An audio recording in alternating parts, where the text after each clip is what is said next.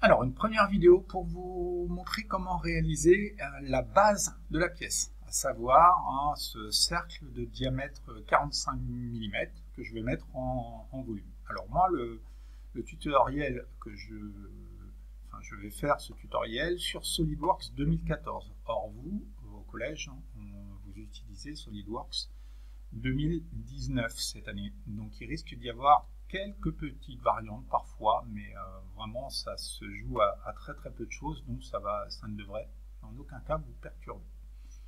Donc au tout départ, vous allez cliquer donc sur Fichier, puis Nouveau, et vous allez choisir une représentation 3D d'un simple composant de conception, c'est-à-dire je réalise une pièce. Et je clique sur OK. Voilà.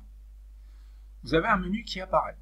Alors, ce menu, on l'avait déjà décomposé un petit peu lors d'une séance. Ce menu, nous, il y a deux choses qui vont nous intéresser. C'est le menu Fonction et le menu Esquisse. Donc, le menu Esquisse, c'est lorsque je vais dessiner ma pièce en 2D, en 2 dimensions.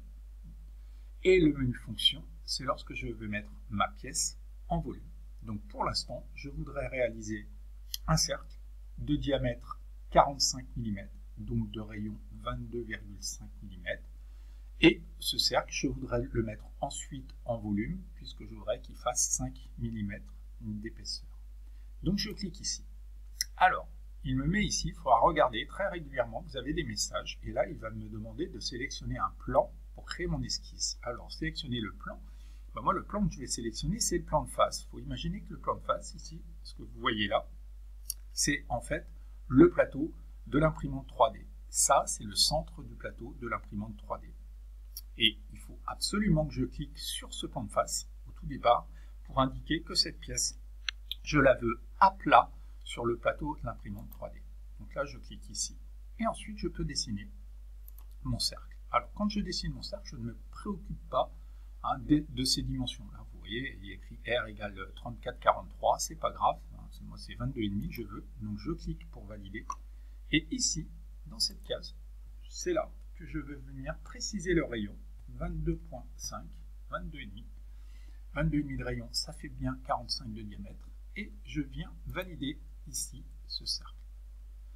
Alors, avec la molette de ma souris, je vais tourner ma molette de ma souris pour agrandir, pour travailler de manière que ce soit plus visuel. Donc j'ai fait mon cercle dans un premier temps, et ce cercle, il va falloir que je le mette en volume. Donc pour le mettre en volume, je vais cliquer sur Fonction.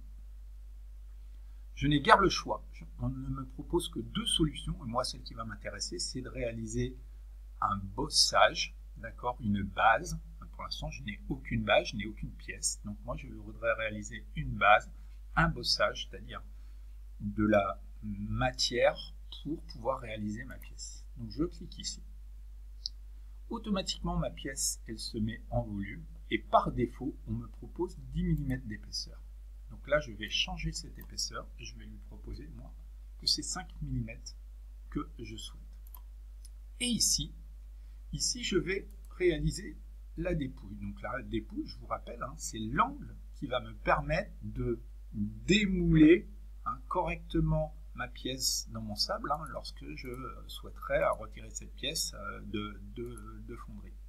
Donc là, je vais aller jusqu'à 10 degrés de dépouille. Je peux en mettre de la dépouille, 10 degrés. Voilà. Et je valide. Voilà. Et là, ma pièce va se mettre déjà en volume. Donc, ici, ce qui est intéressant, ici, j'ai une petite fonction qui me permet de montrer ma pièce vue de face. Vue de face, c'est comme si elle était posée sur le plateau et que moi, je la regardais vue de dessus. Et là, je vois bien que la partie collée au plateau, elle est plus grande, ça c'est grâce à la dépouille, que la partie ici, ce cercle de diamètre, là, il est forcément plus petit. En restant appuyé sur la molette de ma souris, je peux faire pivoter ma pièce. Alors, vous amusez pas trop à faire ça, parce que parfois, vous perdez le sens de la pièce. D'ailleurs, vous ne savez plus quel est le devant du derrière de la pièce. Donc là, hop, je vais me mettre comme ça, et je vais même revenir ici comme ça. Alors, autour de ma pièce, ici, j'aimerais faire un petit liseré, c'est-à-dire Ma pièce, elle fait 5 mm d'épaisseur. Ici, je vais creuser un tout petit peu. Je vais mettre un petit liseré tout autour, hein, de 2 mm par exemple. Donc, je vais cliquer sur Esquisse. Je vais retourner sur un cercle. Je sélectionne l'endroit de nouveau où je veux mettre ce cercle. C'est ce plan-là. Sur cette face-là, je voudrais dessiner mon cercle. Je bouge. Voilà. Là, je vais mettre, par exemple, 20 en rayon. Tac. Je précise ici donc que mon rayon va être de 20 mm. Donc 40 mm de diamètre. Je valide. Et là, mon esquisse est ainsi réalisée. Alors, qu'est-ce que je veux faire de cette esquisse? Ben là, je ne veux pas mettre de la matière, je vais en enlever un tout petit peu de matière, hein, pour qu'il y ait ce petit liseré qui apparaisse. Donc là, je vais aller dans Fonction. Et dans Fonction, je vais lui indiquer que je voudrais enlever de la matière et que je voudrais enlever un petit millimètre de matière. Voilà. Et bien sûr, je n'oublie pas ma dépouille pour que ma pièce puisse se retirer facilement. Alors, je peux mettre aussi 10 degrés de dépouille. Je valide. Je vais me faire une première proposition pour voir ce que ça donne. Voilà. Et ainsi, quand je bouge ma pièce, je peux constater que ma pièce, elle est bien légèrement creusée au milieu. Voilà. Alors, après, ce que vous pouvez faire aussi, c'est ici, par exemple, c'est arrondir ces angles-là. Il est possible d'arrondir ces angles-là. Alors, pour arrondir ces angles-là, on va cliquer sur le congé. Voilà. On va faire un congé. Et on va faire un congé, mais vraiment très très petit. C'est-à-dire que le rayon du congé, on va mettre 0,5 mm. Un demi-millimètre, ça va arrondir le congé. Donc, j'indique le congé que je veux faire. Et je clique ici sur l'arête sur lequel je souhaite faire le congé. On voit le petit arrondi qui se fait. Je peux même le mettre aussi de l'autre côté là. Voilà. Et lorsque je valide, voilà, ça m'aura arrondi tout simplement le tour de ma pièce.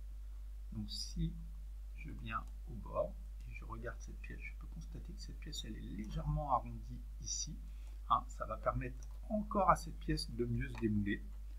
Et ainsi, j'ai réalisé la base de ma pièce, à savoir une pièce de 45 mm de diamètre, avec ici un petit enlèvement de matière à l'intérieur, sur laquelle je vais plus tard soit écrire du texte, soit dessiner un objet. Ça sera la vidéo suivante, comment intégrer une image et dessiner cette image sur cette pièce.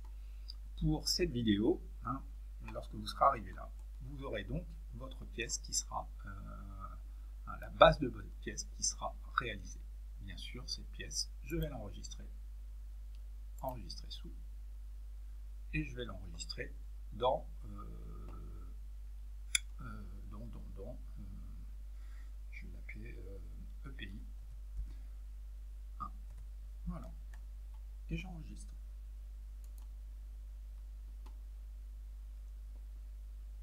A tout de suite pour la vidéo qui va vous permettre de dessiner l'objet,